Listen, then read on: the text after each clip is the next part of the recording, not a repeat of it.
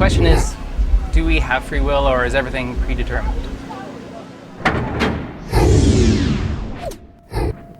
We don't know which of our actions are actually free and in which we just have an illusion of freedom. That's because we're blind to the laws and the forces that manage us, and we assume that there's no management at all. So this gap in our perception, that's what we call free will. But we have no free will at all, except in one thing. And other than that thing, everything we do is dictated to us by inner and outer nature, and it's defined by 4 factors. In order to discover where our freedom really lies, we need to look at a level of life below ours to catch these 4 factors at work. Let's look at a seed of wheat. So the first factor, the bed, the first matter. You can take that seed and you can bury it in the ground and it'll decompose, and the body of the seed disappears, but the information about the qualities that are going to develop doesn't die with the old form. It gets transferred into a new one. And that information is the primary cause of everything that follows. Likewise, a drop of semen contains the abstract force from our ancestors, and we come into the world with their accumulated knowledge, physical and mental qualities that we feel as our own subconscious tendencies, but they aren't ours.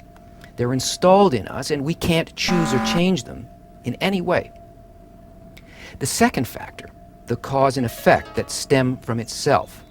So now the information in the seed receives a new form, but the form doesn't change the information. It'll never become an apple tree or a squash. It only develops the qualities carried from the seed.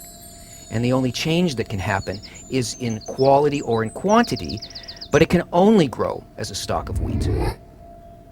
And geneticists tell us that there's a gene in us for everything, even what we consider to be our deepest personal wishes. They've identified which genes predispose a person to good or criminal behavior, to addiction, to sexual response. The inner system we think of as our I is a fixed set of qualities controlled by a program that switches them either to the positive or the negative, and we have no direct influence on that program. The third factor, the inner cause and effect. How well the stalk of wheat grows depends on specific external factors that work directly on its essence and that programming, for better or worse. The amount of sunlight, rain, and minerals in the soil, that kind of thing. A different set of minerals won't provide the right nourishment to make good quality wheat. So all of these forces must be there and no others. Our inherited program of desires, thoughts, and attitudes develop either positively or negatively depending on our family, which we don't choose, and the way that they bring us up and on how we're educated. Because obviously we're helpless as children, so all of this is done by them. And that compels us to be influenced by a constant chain of interactions with their characters, their ideas and values. So whatever we will be is going to be the result of either agreeing with or reacting against these forces, but we can't change the laws that transform our essence or how they do that. So there's no free will here either. 4. Cause and effect through alien forces.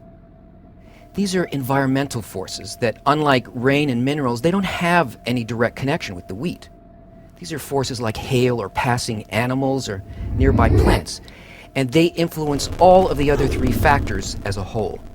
Now, obviously, a plant can't get up and move, but for us, regardless of the fact that we don't determine any of the first 3 factors in our development, we can influence all of them only by choosing our surroundings. That's that one thing that I was telling you about. It is our single point of freedom in the physical world. And it's from this point that we can harness these laws to sling us in the direction of our goal. Because a person can have negative or weak first and second factors, and just by placing those factors and the system of development in the proper environment, the quality of development can be enhanced and its speed accelerated enormously.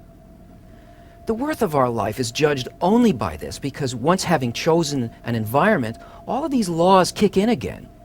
And that environment then shapes all of our future conditions. And that's why the Kabbalists advise us to choose the right books, the right friends, and the right teacher.